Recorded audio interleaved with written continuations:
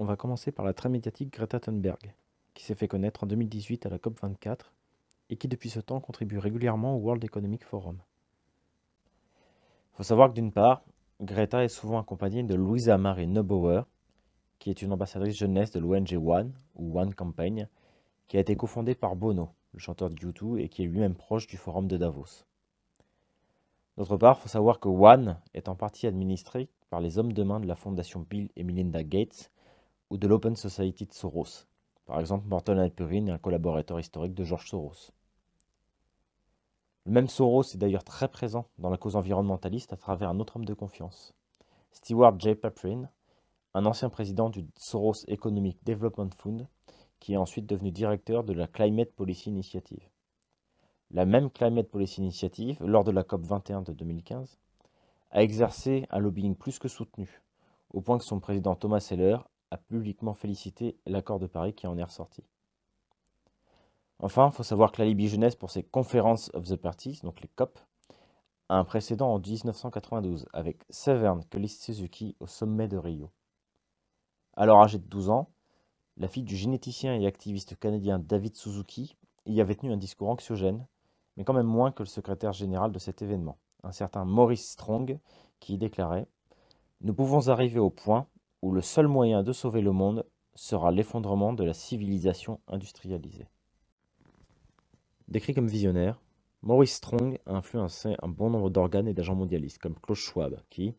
au lendemain du décès de Strong, écrivait « Il fut mon mentor depuis la création du Forum, un grand ami, un conseiller indispensable, et depuis de nombreuses années, un membre du bureau de notre fondation. Sans lui, le Forum n'aurait pas obtenu le rôle qu'il tient aujourd'hui. » Strong était aussi l'ami des philanthropes Ted Turner et David Rockefeller, tous deux membres du Good Club, un club de milliardaires pour lutter contre la surpopulation, comme le titrait The Times en mai 2009. Ce Good Club comprenait aussi Bill Gates et George Soros, que l'on retrouve à la manœuvre à travers la Bill and Melinda Gates Foundation pour Gates, ou l'Open Society Foundations et le Soros Economic Development Fund pour Soros. Dans la crise du Covid, d'ailleurs, ils se sont alliés 10 ans après cette petite réunion entre amis pour intervenir dans la gestion de la crise. Soros et Gates ont financé conjointement One, qui en mars 2021 a lancé la mini-série Pandemica pour garantir l'accès mondial au vaccin, ou encore le Global Access Health, une entreprise sociale qui élargit l'accès à une technologie médicale de pointe à un prix abordable d'après sa présentation, et qui en juillet 2021 a fait l'acquisition du fabricant de tests PCR Mollogic. Ainsi, la fondation Gates est en pointe du lobbying sur la Commission européenne, au travers d'ONG comme le Pandemic Action Network, ou autres think tanks comme l'Imperial College de Londres, qui a légitimé Neil Ferguson et sa fameuse modélisation de mars 2020. La fondation Gates finance également 4 organismes qui, en dehors de leur engagement pour la vaccination anti-Covid, pilotent le dispositif COVAX, qui sert les mêmes objectifs. Gavi, l'Alliance des vaccins, créée au Forum de Davos que Gates finance également.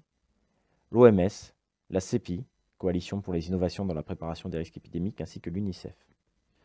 De fait, Bill Gates et George Soros, via leur Good Club créé voilà une décennie, semblent appliquer les prophéties, ou les mauvaises langues diront les préceptes, de Maurice Strong, lorsque celui-ci affirmait « Et les experts ont prédit que la réduction de la population humaine pourrait bien se poursuivre, au point que ceux qui survivront ne seront peut-être pas plus nombreux que les 1,61 milliard de personnes qui peuplaient la Terre au début du XXe siècle. » En effet, sans Maurice Strong, l'agenda écologiste n'existerait tout simplement pas. Par la mise en place de ce grand échiquier, Strong a fait pour l'écologisme institutionnel ce que Joseph Ratzinger a réalisé pour l'Union européenne. Strong a entre autres cofondé l'Earth Council avec Klaus Schwab et l'ancien président de la Banque mondiale, Robert McNamara. Il a présidé le 4e congrès mondial des terres sauvages, soutenu par David Rockefeller et le baron Edmond Rothschild, un congrès qui a donné naissance au Fonds pour l'environnement mondial.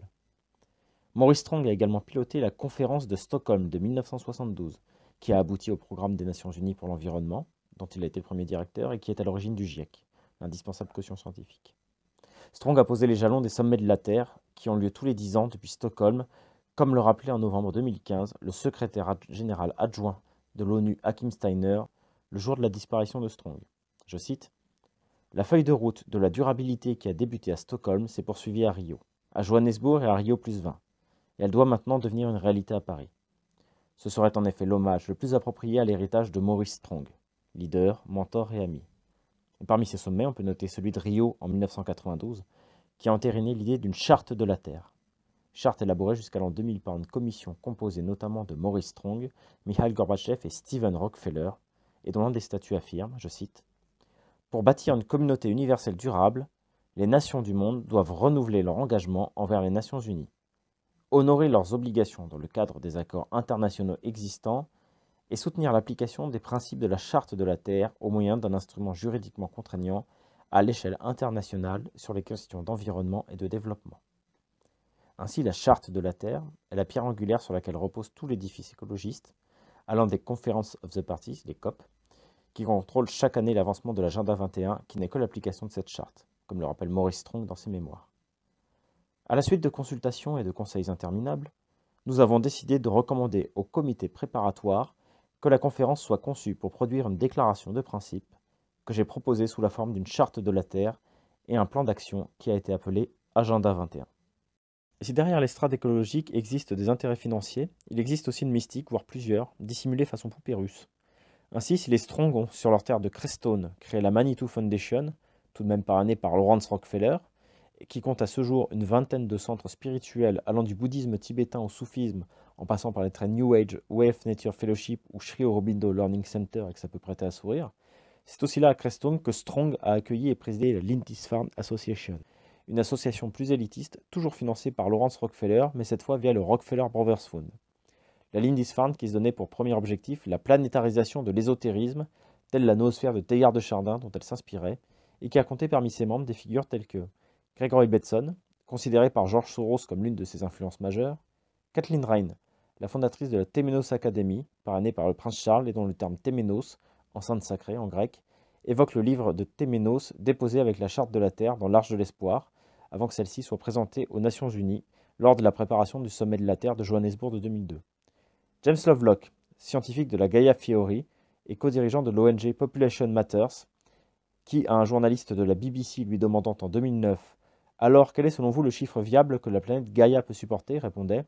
« Je pense que, vivant de la manière dont nous vivons, nous ne sommes pas plus d'1 milliard, probablement moins, et c'est très important. » Ou en novembre 2021, commençait sa tribune intitulée « Attention, Gaïa pourra détruire les humains avant que nous ne détruisions la Terre », publiée dans The Guardian par « La Covid-19 pourrait bien avoir été un retour négatif. Gaïa fera plus d'efforts la prochaine fois avec quelque chose d'encore plus méchant. » Ou encore David Spangler, membre de Planetary Citizens et directeur de la Findorn Association et à qui l'on doit cette citation. « Personne n'entrera dans le nouvel ordre mondial à moins qu'il ou elle ne fasse le serment de vénérer Satan. Personne ne fera partie du nouvel âge sans recevoir une initiation luciférienne. » Enfin, pour savoir qui des institutions ou de la mystique prime, citons les propos du grand architecte de la cause écologiste, Maurice Strong, tenu lors d'une interview en 1998 quant à la Charte de la Terre. Je cite « Mais, soyons très clairs, l'action de l'ONU ne sera pas le seul objectif. Le véritable objectif de la Charte de la Terre est qu'elle devienne en fait comme les 10 commandements, comme la Déclaration universelle des droits de l'homme. »